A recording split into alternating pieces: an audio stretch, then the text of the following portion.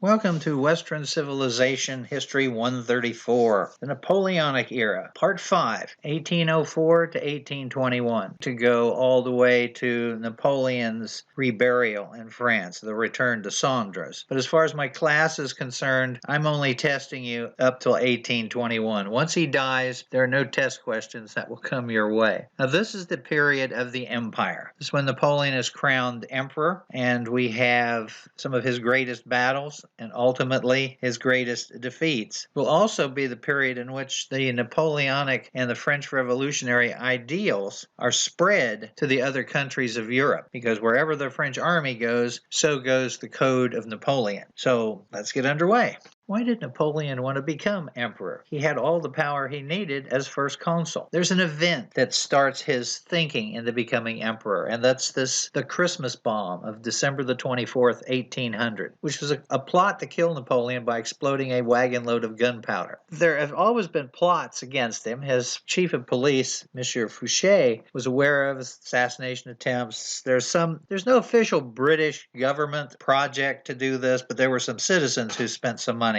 And the idea was they knew that Napoleon and Josephine went to the theater all the time. They knew where they were staying, and they knew the route that they would take. Now, whenever they left, you would have the family in one carriage. They have a front carriage with some police, some back carriage with some police, and they had armed escort of cavalry. What happened was they put this wagon right here on the street that they knew he would pass by, had it fused and timed to go off at about the time they always went by. And when it went off too soon. Well, it didn't go off too soon. It went off, blew up the first carriage because Josephine was late getting ready, which is the one thing they hadn't factored in. Josephine was always late getting ready to go to the theater. And so they're hurrying, and when the bomb goes off, it gets the cavalry escort in the front, the first carriage. Then Napoleon gets out. He's working with the people trying to get everything straightened out, and then the police chief shows up and says, "You need to get out of here." And they move him away. But what happened? The rumor that he was killed swept Paris, and it took a little while to dampen that down, but there was a lot of disorganization. There was some political moves that he hadn't expected, and it brought home to him that he needed to have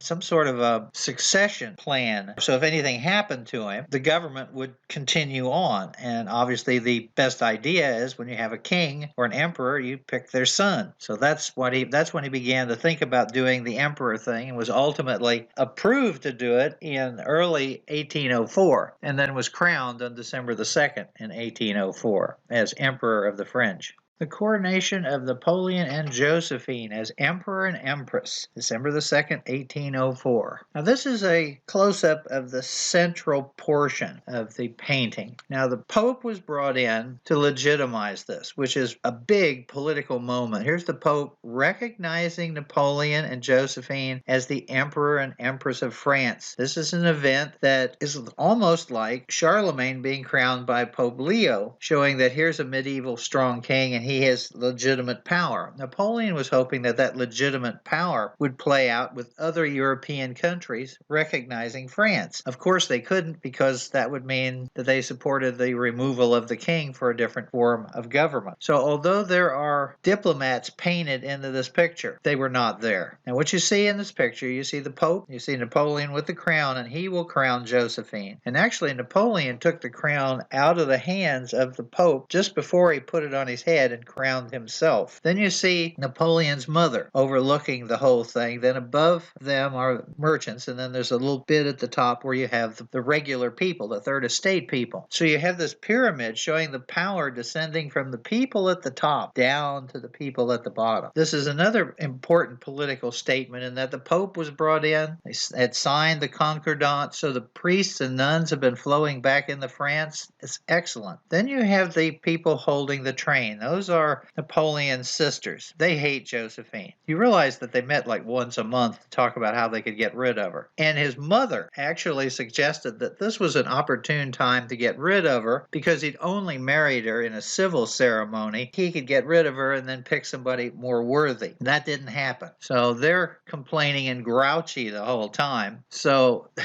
Jacques-Louis David was told to paint him smiling. He also painted Mom smiling as well. Now, this is there are actually two of these. There's one in the Louvre, which is the first one, and there's the second one that's at Versailles. They're both large. They're 20 feet, 7.5 inches tall, 32 feet, and 1.5 inches wide. When David painted this, he set up a studio so he could simulate this area of Notre Dame and lit it with candles so he could get it properly. You can tell the difference between the two, and that is in the one down at Versailles has a woman in a pink dress in the background. Now you see Napoleon, the painting by Gros. The other is an excerpt from the main painting by David. Now you notice they have bumblebees on his outfit. This is the emblem that he was using. Of course, the bumblebee upside down looks like a fleur-de-lis. But one of the reasons they use that, besides the symbolism of the fleur-de-lis issue, is the fact that the oldest documented evidence of what a king of France wore is one of the early Frankish rulers that they had excavated. They'd found this grave and had found some cloth with these bumblebees embroidered on it. Unfortunately, it was stolen during the Revolution, but that's part of the reason that they used that. Then you see his beautiful Legion of Honor medal, and he had just created the Legion of Honor for military bravery. It's the equivalent in France of the American Medal of Honor. And there's a little close-up of Josephine's dress, 20-foot long train, ermine and velvet. On the left is Josephine in her coronation robe, and the other is her court dress, which is made out of silk, silver, and crystal. She liked to spend money on clothing. In 1 year, Josephine ordered 136 outfits, 87 hats, 985 pairs of gloves, and 520 pairs of shoes. She had her own personal dressmaker. Louis Hippolyte Leroy is her dressmaker, and he knew how to flatter her, and of course encourage her to spend lots of money. Her inventory of her clothing in 1809 listed 49 official court dresses, 676 other dresses. So she's a clothes horse. And then we have her little shoes there. Now she is a size 5 shoe. That's her foot. Very, very small foot, very dainty foot. Here is the official crown. This is the crown of the Empress Josephine. Spectacular. Now diamonds at this time were only cut with 16 facets, but it's still a beautiful ensemble. Here we have a map of 1804. What did Europe look like in 1804? You see the purple, which is Prussia. So the major powers that you see here is France, Spain, Austria, Hungary, then we have Russia, we have Prussia, and then we have Great Britain. That's going to start changing very soon. Peace in Europe ends in 1805 with another coalition raised against the French. In the campaigns, although most of these are in 1805, you'll see 3 spectacular battles. The Battle of Ulm, the Battle of Trafalgar, and the Battle of Austerlitz. Of course, Trafalgar is the greatest naval battle of the Napoleonic Wars. The Battle of Austerlitz is Napoleon's greatest land victory. Here's Europe in 1805. When the peace failed and war broke out again, Napoleon's plan was to invade Britain. So he moved most of his army up to the north coast of France, preparing to invade. Of course, he needed his fleet. So you have the ships coming around from Spain and southern France. They're then going to come around and provide the naval cover. The Battle of Trafalgar ends that hope. When that takes place, Napoleon then pivots from up in the north and heads towards Austria. Here's the map of what is known as the Ulm campaign. The Austrians were aware that Napoleon was moving towards them, but they made a mistake in believing where he would come in. In reality, they basically woke up one morning, found themselves surrounded by French troops, which of course forced General Mack to surrender his entire army. He will then have to ride back to Vienna and inform the emperor of that fact. So Napoleon is on the move, and Austria is in trouble at this particular point. While Napoleon is moving towards Vienna, Admiral Nelson is moving towards the combined Spanish-French fleet, and off Cape Trafalgar he meets them. And you'll notice that the French and the Spanish ships are in one line, and the British are in a different formation, and they're going to sail into and through the French formation, similar to what Nelson did at the Battle of the Nile. The HMS Victory is the actual ship restored, and here she is firing broadside.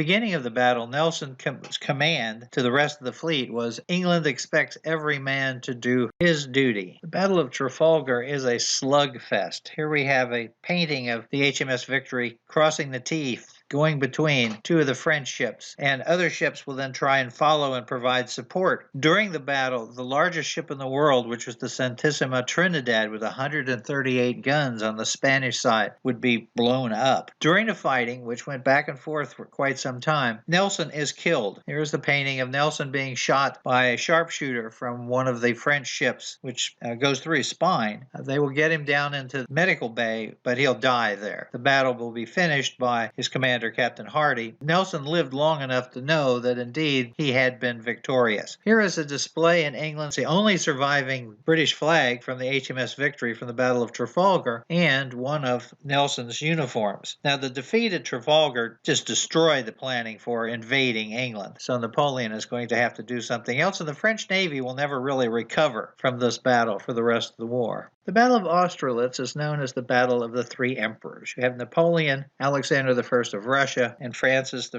or II of Austria. He's the Holy Roman Emperor as well, so that's why he gets two titles. It's a good thing for Napoleon because, as far as he's concerned, he's been running the show for a long time. But the other two emperors are not very good commanders, and therefore they will get in the way of what their generals really want to do. Here is the initial plan for the Battle of Austerlitz. The Allies put their forces in such a position that the early scouts, when they told Napoleon, he couldn't believe it. So he had to go out and scout himself, and had made a comment later on in the evening to his old guard that I couldn't have placed my opponent's armies in any better position to be defeated than they did. And the next day, it is Napoleon's greatest victory. It's the painting showing one of the commanders coming to tell him that the Russians or Austrians are retreating. You can see from the battle map how the battle went, where Napoleon is, where the other emperors and generals are. This is one of the few battles where the Imperial Guards fought each other. The Russian Imperial Guards were committed to stop the French Imperial Guards unsuccessfully, and then they were driven from the field. Now, after the battle, Austria immediately surrendered. So here is the Austrian emperor surrendering. However, the Russians simply just withdrew, and Napoleon is going to have to chase them across Europe for a couple of years before he finally defeats them at the Battle of Friedland and gets a deal with them. So Austerlitz is Napoleon's greatest victory. The military campaigns of 1806 and 07 are basically Napoleon chasing the Russians. But you'll notice that in 1806, Prussia, which has been neutral, has finally decided to come out and fight. They are a highly rated military, but as you can see, in October of 1806, the Battle of Jena and Auerstadt, which are two separate battles on the same day, their army is annihilated. It was embarrassing. And you can see from the map, here's 1806, and then they move into 1807. Look at the French army as they're moving towards Russia. Ultimately, at the Battle of Friedland in June 14th, 1807, the Russian army is also defeated. And then there is a deal between Russia and the French. It's a meeting on a barge in the middle of the Niemen River. It's called Tilsit. And there, Alexander and Napoleon sit down and work out a deal. Here is the political cartoon from Britain. They're just full of political cartoons in the Napoleonic era. You have Boney, as they refer to him, and Alexander I.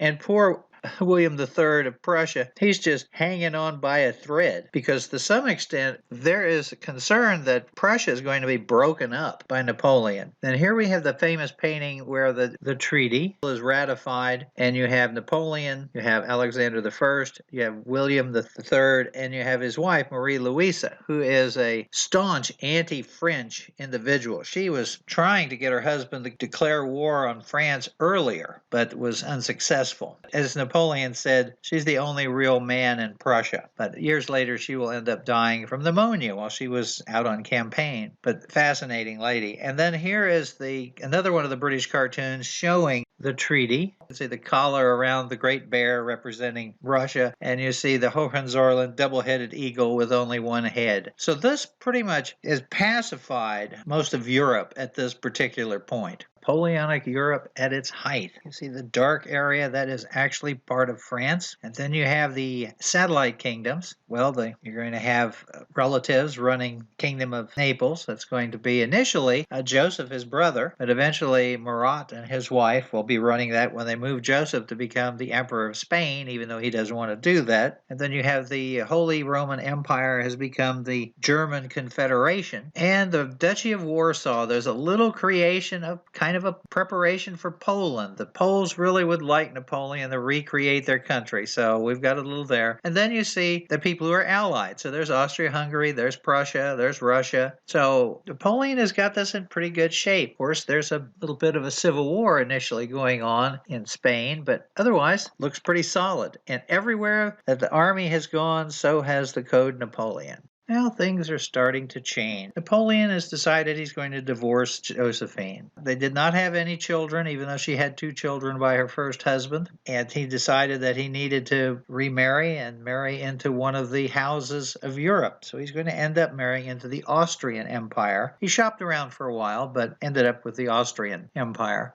Josephine, of course, fainted when she was told that he was going to divorce her, but she was given her land, her houses, all sorts of other stuff. And they actually had a very good relationship afterward. She was going to go into exile with him, probably would have if she hadn't died shortly before he went in exile into Elba. Then Napoleon decides to go after England. He's frustrated with England, that little island of shopkeepers. So he's going to try economic warfare against Britain, known as the Continental System, created by the Berlin Decrees. And the idea is to shut out British goods and their shipping from all European ports. Well, in order to enforce that, you actually need a navy, and the French are not a very large one at this point, and the British counter by blockading all their major ports, which require all of the trade within Europe to go overland, which clogs everything. The other problem is the United States. The United States has been making a fortune on the Napoleonic Wars, selling to everybody. Now they're going to have to pick. If they choose to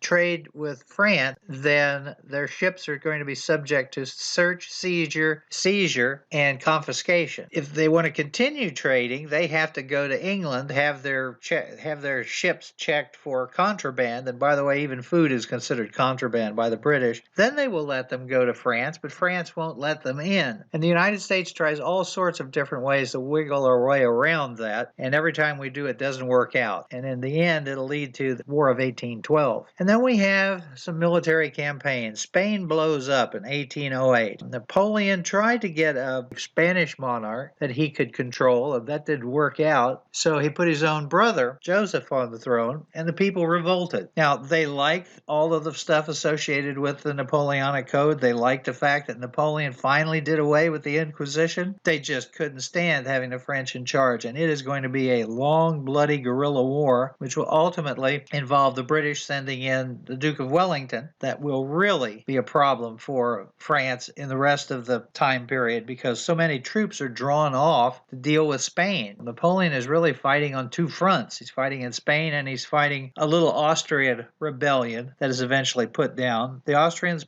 fought better this time, but they still lost. And you can see on the maps Napoleon's invasion and then ultimate expansion, and then gradually that'll start working its way back the other direction until finally in 1814 Wellington will invade southern France. Napoleon's new bride, Marie-Louise of Austria. It's a beautiful little portrait of her, and there is the wedding in Notre Dame. We get another wedding in Notre Dame. It was a nice little love match. She liked him, he liked her, and ultimately she will give him the present of all times, a son. There's a portrait of her. I've never been able to find a color version of her coronation robes, but there's that black and white one. Then we have another one of her pictures, and there's one of her diadems that Napoleon gave her. She was also given her own court, and that is at the Palace of St. Cloyd. So that's where the family lived for quite some time. Unfortunately, Marie-Louise, after Napoleon is exiled, goes back to Austria, never really writes to him, never accepts any of the things that were sent to her, nor any of the items given to her in his will. So it's a sad tale.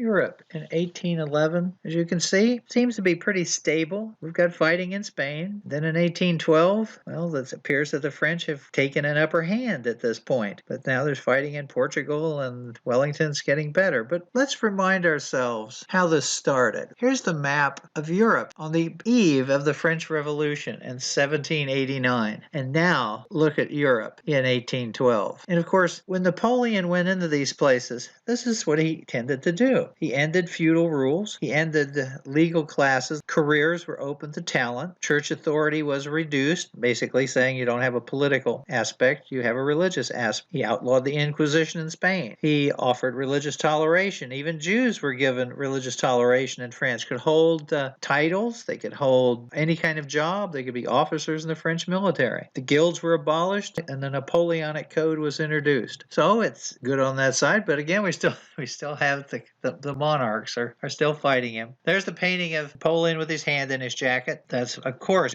Jacques-Louis David. That is in Washington, D.C., in the National Gallery of Art. That mannerism, Napoleon admired Frederick the Great, and that is the first portrait that we see anyone putting their hand in their jacket. Normally, he would put both hands behind his back when he walked. There's his campaign jacket with one of his hats, and then the campaign bed, the travel bed that he would put up in his tent. And so we're moving forward here, but Russia's on the horizon. In 1811, one of the greatest things to happen to Napoleon took place. His son, the Prince of Rome, or Napoleon II, was born on March the 11th, 1811. You see Marie-Louise and Napoleon showing him off. As a matter of fact, when he was born, he was just barely born when he grabs the infant and runs outside to show it to all the people, and they're yelling at him, "Put some clothes on that child, get him back indoors." And so he loved the kids. He was always like children. He played with his brother's children and sister's children, and he was with his son as long as he could possibly be. But unfortunately, when Napoleon goes into exile, his son is taken to Austria, where he becomes the Duke de Reichstadt. And this is the portraits you see of him as an Austrian duke. But he's basically a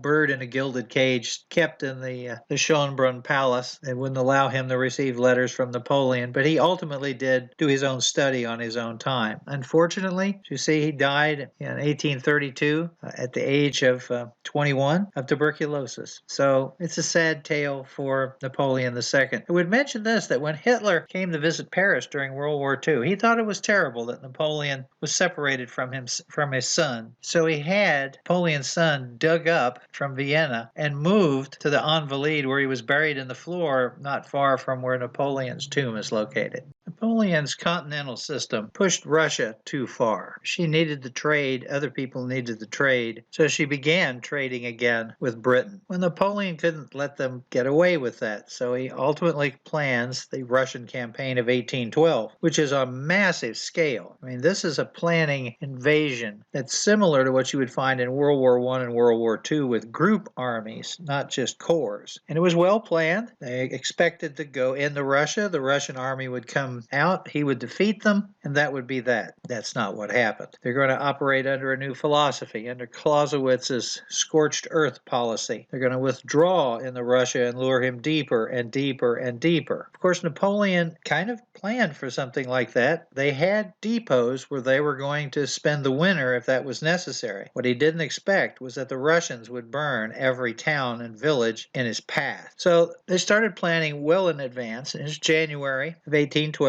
February 1812, and then you start seeing in April troop movement. They're going to be moving towards the border. Then in June, the ultimate invasion begins, and they are crossing the Brezina River into Russia, and it's a huge force, 700,000+. He's got allied troops, and they're spread in different areas. He's got different commanders, and this is part of the problem. By this time, he's lost some of his best commanders. Lanes was killed during the Wagram campaign, and some of the other people had to be in different locations, and so his generals are not as good at coordinating as they had been. Then here's the movement from May to June, and then we start moving into Russia, deeper into Russia in August, and then in September you have the Battle of Borodino, which is actually a 3-day battle. It's technically a French victory. The Russians did withdraw, but the army wasn't destroyed. And that was one of the things that Napoleon made a decision on. When in August they reached a certain point after they had the Russians had burned the town of Smolensk, it was either go to St. Petersburg or go to Moscow. And he believed that if he went to St. Petersburg, the Tsar would just move to Moscow. He believed that the Russian army would come out and defend Moscow. That's why he headed to Moscow. So ultimately, after the Battle of Borodino, they head into the city of Moscow. But you see, it's early. Now here's a chart that I found. You can see the blue line is the width and the size of the troops that are going in. So you see at the very beginning of the Niemen River, I said the Brazina, but the Niemen River, 422,000. And then as they move closer, as they reach Moscow, there's 100,000 troops. Now you've had to put garrisons and all sorts of other stuff in those places. And then ultimately, when they begin the retreat, you see how the forces then begin to dwindle. This also shows a temperature chart because this is one of the coldest winters in Russian history. So this is where we start. Napoleon believed that once he'd taken Moscow, that the Tsar would either capitulate and they'd work out a treaty, or they would come back and try to fight for it. He sat there a month. If he had just, instead of sitting in Moscow for a month, had marched on St. Petersburg, that might have been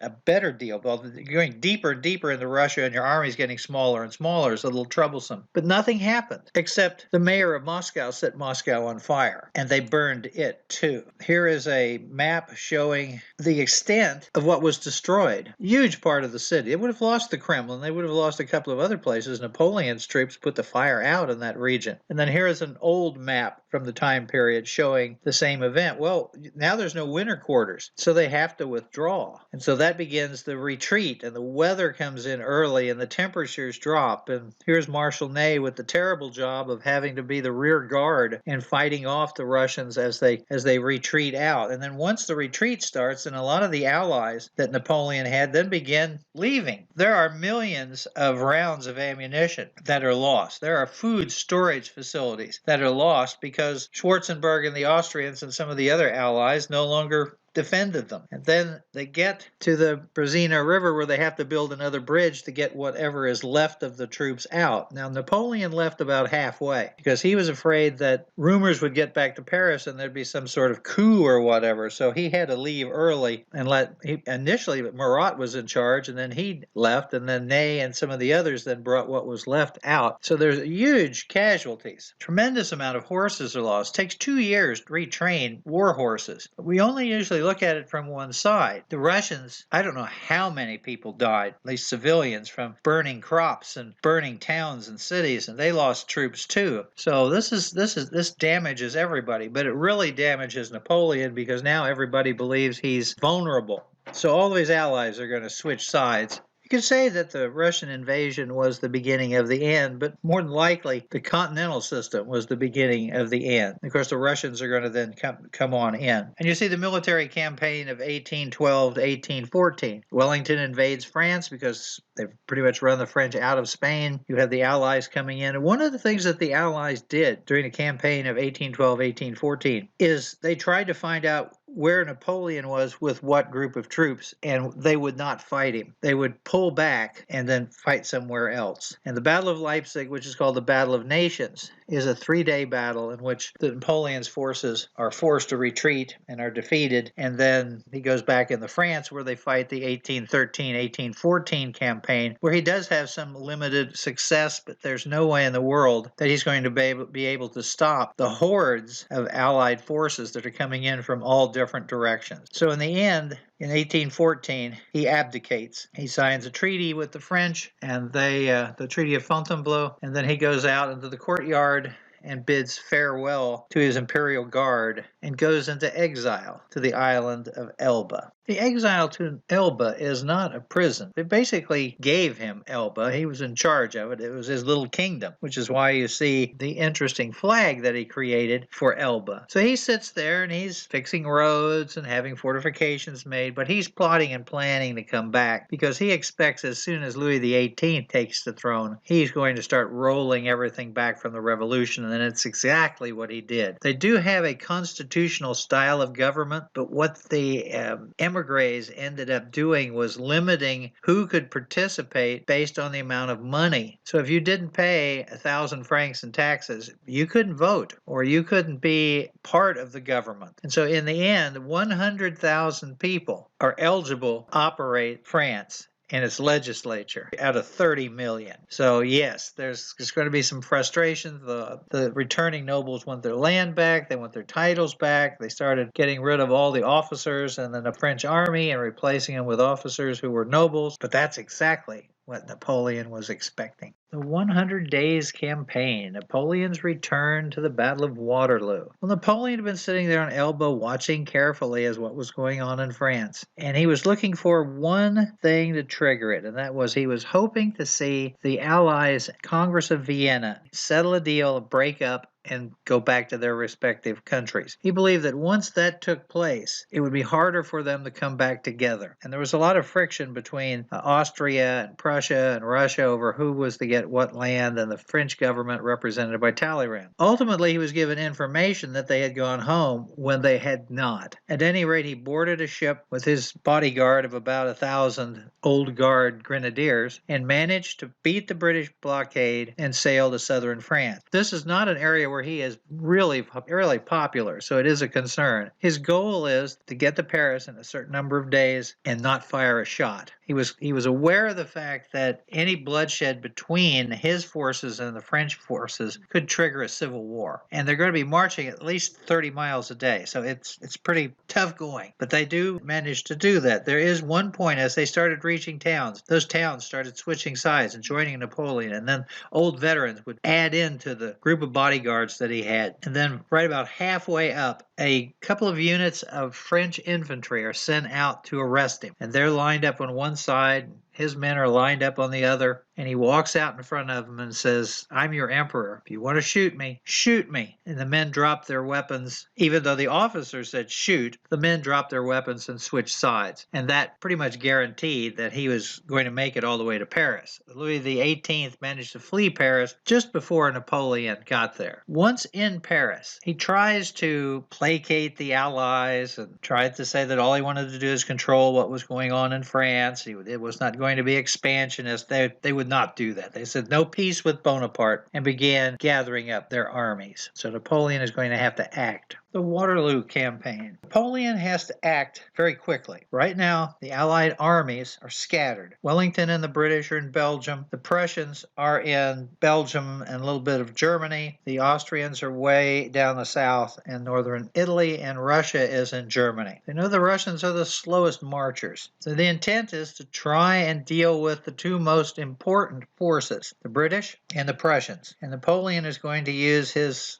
strategy of central position. He's going to try and keep the two separated so that he can hold one back while finishing off the other. So here is the first part of the campaign. You march into Belgium, and you have the structure as you see here. Wellington is a little bit behind on his information, so he's late getting to a town called Quatre-Bras. That's a major highway, a major town, a major intersection. Marshal Blucher's Prussian army is at Ligny. So Napoleon's plan is this. He will send Ney take Quatre-Bras, or at least hold it, but to try and take it. Then he will take the majority of his army and turn on Blucher at Ligny. Now, there's supposed to be a 20,000-man corps of troops that are supposed to be cut off from Ney's army, and they are to shift over to Napoleon later on in the day. They're the hammer to finish off what's left of the Prussian army. Well, the battle goes just exactly as Napoleon had expected, with a couple of changes. One is Ney was slow moving on Quatre-Bras. He had fought Wellington in the peninsula and knew that he had a tendency to hide his forces, so he was cautious. If he had acted in the morning, he could have just walked into the place. There were very few troops defending it. By the time he starts trying to move in, Wellington keeps sending reinforcements and reinforcements. That group of troops, the 20,000-man corps under D'Erlon, it was dispatched and then recalled. So it never actually got into either battle. Napoleon does defeat the Prussians at Ligny, but it's not a killer. They don't destroy the whole army. Blucher was badly damaged, badly injured in the fighting, and was basically incapacitated for a while. So his assistant, von Bülow, took over, and instead of going in retreat to where he had suggested, von Bülow moved them north so they could stay within touch of Wellington. Now, Napoleon knew that he hadn't crushed the Prussians, and so he sent Marshal Grouchy with troops to make sure that the Prussians didn't show up at the next battle. And Grouchy goes off the wrong direction. So here's the situation on the morning of the Battle of Waterloo. Grouchy is marching off the map. The Prussians are reorganizing, and Napoleon and Marshal Ney are at La Belle Alliance, and Wellington is sitting in front of Mount St. Jean, which is where Waterloo is located, right in front of the big forest. And he knows that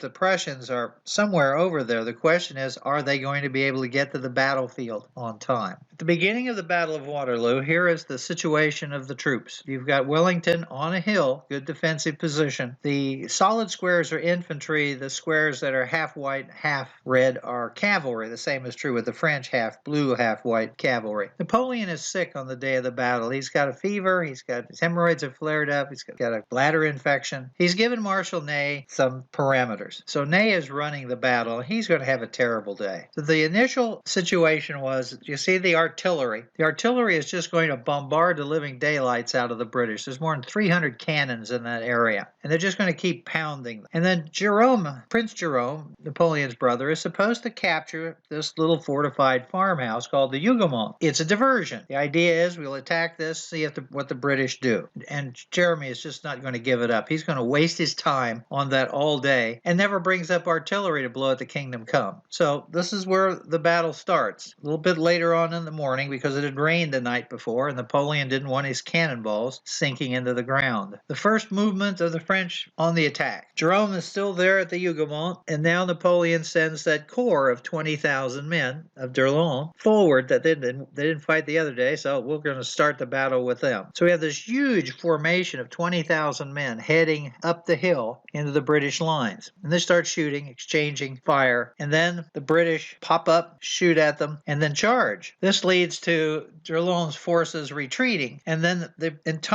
practically the entire cavalry of the British army then chases them. They do some pretty serious damage to the fleeing troops. They also start hacking away at the artillerists, but they overextended themselves. So Ney sends in the heavy cuirassier cavalry, and by the time this section of the battle is over, Wellington is basically without cavalry at this point. And Jerome, of course, is still beating his head at the Hougoumont, trying to hold that position. Napoleon, with his spyglass back at Rousseau, is noticing what's going on, and he's upset, but he's not quite ready to move forward. Now we get to the middle of the afternoon. By the middle of the afternoon, you see that the Prussians have started to come in on the edge. They're really close at Plancenoit. Napoleon has to take part of his Imperial Guard to hold them off. And then Wellington reorganizes his troops, pulls them back a little bit to save them a little bit from being hammered all the time by the French artillery. Well, Marshal Ney mistakes that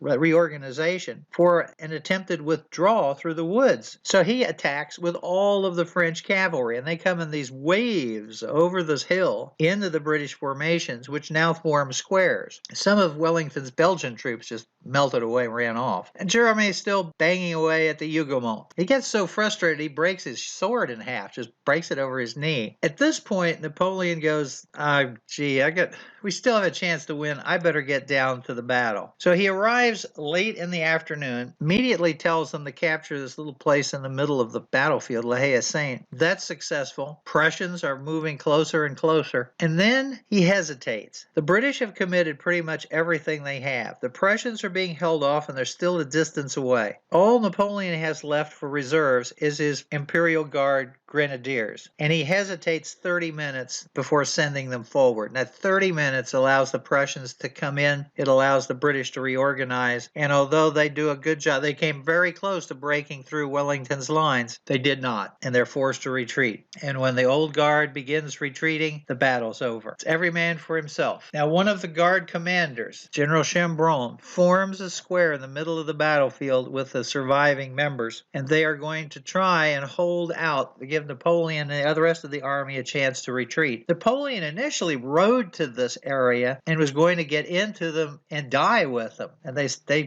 told him no. They said, you need to go save France. The British eventually come up. British officer comes forward. He says, you've done your duty. Please surrender. Your honor is safe. And Chambron yells, shoot. Well, that's the way it's interpreted. He actually uses the word merde, which means something else. And they mow them down. but not all of them were killed. Schönbrunn was shot several times, but he did survive and lived to old age. Napoleon gets into his carriage, leaves the battlefield with an escort. Ultimately, they have to abandon this. It was actually in the possession of Marshal Blucher, the Prussian general, field marshal, until 1914 when they gave it back to the French. And then ultimately, Napoleon decides that he's done. So he goes to eastern France and tries to figure out a way to get out of the country. They were trying to get an American ship, but the British have blockaded him in, and he doesn't have much choice. If the Prussians get him, they'll kill him. And the French government under Talleyrand now has overthrown. The old government has now come back. So ultimately, as a last resort, he surrenders to the British. He surrenders to Captain Maitland on the HMS Bellerophon, and him and his entourage become exiles on the ship. They'll go to England. They'll be in England for about 100 days on the ship while Napoleon tries to negotiate some sort of abdication where he could just live in England. But ultimately, the English are going to stick with the rest of the Allies and send him to St Helena for exile. The coalition forces decided this time they're sending Napoleon to St Helena, which is a little island in the mid-Atlantic halfway between Europe and South Africa. It's a trading station. It's a resting station for ships in the British Navy and British trade. It has fortifications. It has all sorts of stuff, but it is desolate. Here's a map of the island. Napoleon will be moved to Longwood. He'll stay at the Briars for a little while, then move to Longwood after it is renovated. This is what the island looks like. It's just a barren rock. And this is the entry. This is the port, the main port, which is Jamestown. There's a little fortification there as well. And this is an old drawing of the old Longwood house. They built it up, fixed it up, and ultimately it's quite nice, as you can see from the modern picture, aerial view with the gardens and what have you. Tourists do come to St. Helena. It's not easy to get to. They put an airport in. It's one of the most dangerous places to fly into. And I think there's one ship that goes from South Africa here bringing a trade in. And you can see the black and white picture out the window where his garden used to be. When people would come and visit, he would go out to the garden and show them tactics and stuff during about his battles, which is what they usually asked about. He went horseback riding. He had library. He had a whole host of people. He had an entourage of about 18 to 20 people that were there with him most of the time. This is his last horse. This is La Vizier, which is one of the horses that he rode while he was on St. Helena. He's been stuffed. He's in the Museum of the Army now. But after about 1819, he really began to deteriorate physically. He had all kinds of stomach issues. Of course, the humidity is terrible. The heat is terrible. It's not a good place to be. They've got an endemic liver parasite on the island. And ultimately, on May the 5th, 1821, he died. And there's always been the discussion that somebody poisoned him with arsenic because his hair has been found to have arsenic concentrations in it. Well, the British were very concerned about somebody murdering him on the island, particularly with poison, because that would make him look bad. So he had pretty decent English doctors for quite some time, but he had always had stomach problems. He lost his father. He lost one of his sisters to stomach cancer. It was always prying on his mind. His mother didn't trust the British doctors, so she sent one of her own, Dr. Antomarchi, who was actually someone who did cadaver work. He never actually worked with live patients, and he didn't do a very good job. Napoleon gradually got worse and worse and worse, and they began treating him by giving him purgatives and enemas to make him throw up, to make him do his thing with the enemas, and probably depleted his electrolytes. When they did a little autopsy on him, they did find a walnut-sized hole in his intestines where the stomach meets the intestines with a growth in it. They believe that that was a form of stomach cancer that was there. And so ultimately he dies. There are more people in this picture around his bedside than were there exiled with him. Here's a picture of his cot with the cover they originally had on it. They made a death mask of him. There are several of these death masks. Ultimately, he's given a really nice funeral. They're not sending him back to France. He's going to be buried on the island. He did pick a spot out. It's called Monument Valley. And so the army that was there, at any given time, there were 3,000 to 4,000 army troops to watch these 18 to 20 people, and anywhere from 5 to 12 Navy warships to make sure somebody didn't try to take him off the island. But this is where he was originally buried, in a 12-foot grave. They didn't want him to get out. They put stones in the bottom, about 3 feet of of stone. Then they put his coffins. Now, he was in a tin coffin, in a lead coffin, in a tin coffin, and he's like a nesting Napoleon. There's 5 coffins. They're all sealed. Then they were lowered in, then covered with dirt, and then the last few feet they poured concrete to make sure that nobody was going to get in there and dig him up. And then across the top, they put a big slab, about 4-inch slab of limestone, and then pinioned it to the concrete and put metal iron rods and things to hold it in place. So he wasn't getting away. There used to be 2 willow trees on either side of it, but they've been pulled up over the years by souvenir seekers, although their descendants do exist. Now, if you want to see Napoleon's grave, you don't have to go to St Helena. You can find the original one there, but everything else in this picture is fake. The fence, the slab, the whole works. Here's the original. In 1840, when his body is allowed to come back to France, they took the tomb with him. It took them over a day to take that thing off. They broke it up in a couple of different slabs. There's a piece missing off of the corner because in his will he stipulated that a piece of his tomb should be sent to the United States to be included in a monument for George Washington. And we know that it was delivered, but we don't know whether when the Washington Monument was built, whether they tossed it in. And then the French ambassador on the island also took a souvenir. I have part of that one. And they have the original fence around it, and it looks great. Now, that's a picture I took in 1987. They will not allow you to go out there. When Sherry and I went on our honeymoon in France, we went back to the Museum of the Army, and this is what it looks like now. You see the 2 trees on the side? They are genetic descendants of the original 2 willow trees that were there on the island. I put all of these bushes and things around it, so you really can't see it. If you don't know it's there, you go, well, those are nice bushes. You can kind of see the slab if you get up on the 2nd story and look out over, but there really isn't anything that shows that. So that's Napoleon on St Helena. I would mention something too about the arsenic. It's not uncommon for people in the 1800s to have arsenic in their system because practically every stomach medication used it. It was also used for heart murmurs. Give you 10 increasing days of dosage and then 10 decreasing days of dosage. So there's some interesting material about that. Napoleon remained in exile in his grave from 1821 till 1840, at which time the British thought the French government was worthy to have his body returned. The French refer to it as Le Retour Des Cendres, the return of the ashes. So a ship was dispatched, the Belle Poulet, the beautiful chicken, with the Prince Regent, the son of the king, to bring the expedition to St Helena. They opened the grave. This is a picture of when they reopened the coffin. It was only open for 90 seconds, I believe. And when they first opened it up, they said, oh, it's covered with this yellow cheesy substance. But that was the gauze on the top of the last casket top. They pulled that off, and he looked just fine. So they put him back together, put all the lids on, and then put it inside of a black ebony coffin and then hauled it to the ship, loaded it on the ship, went back to France. They arrived in early December. They put the coffin on a barge, which was then taken down the Seine River to Paris, and then they had the big funeral. Funeral parade started underneath the Arc de Triomphe, which commemorates the great victories of the Napoleonic era. It had been completed finally. It's a nice shot of it today. You can go up to the top of it. Actually, they have a museum up there. It has all of the materials about contests to build it. Here's one view of the city. This is looking down towards the palace, the Louvre. Of course, there's the Eiffel Tower. And then turning the other direction, you're looking at La Défense. And the parade went from underneath there to the Invalides. Now, here's a painting showing the parade. They invited anybody who had served in the military under Napoleon to come, and it's magnificent. The only problem is, this picture is a total lie. It snowed. They got 12 to 13 inches of snow and ruined everything. The government simply asked all the artists to please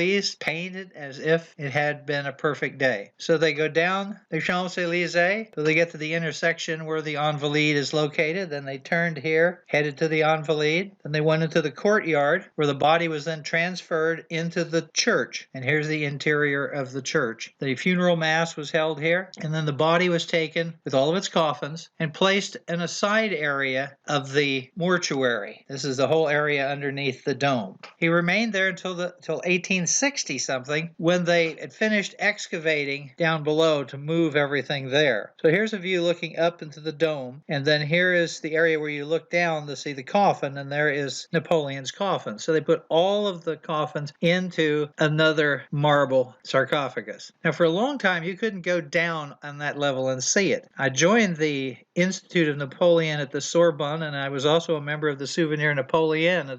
Those credentials would allow you to go down and see the sarcophagus at ground level. When Sherry and I went to visit, they'd done away with that, so anybody could go. So there's the steps down. There I am standing near the sarcophagus, and then here's a little statue, and in the front of the statue is where Napoleon's son is buried. And then this picture of Napoleon rising from the grave, which is something all the European kings were concerned when the body was brought back, that this might stimulate the French to put a Bonaparte on the throne. And sure enough, in 1848, when they had the revolution, ultimately Louis Napoleon Bonaparte was elected president, and then he took over the government and became Napoleon III. So they were right. So that is the end of the Napoleonic era. A nice brief look at it. So I hope you enjoyed that.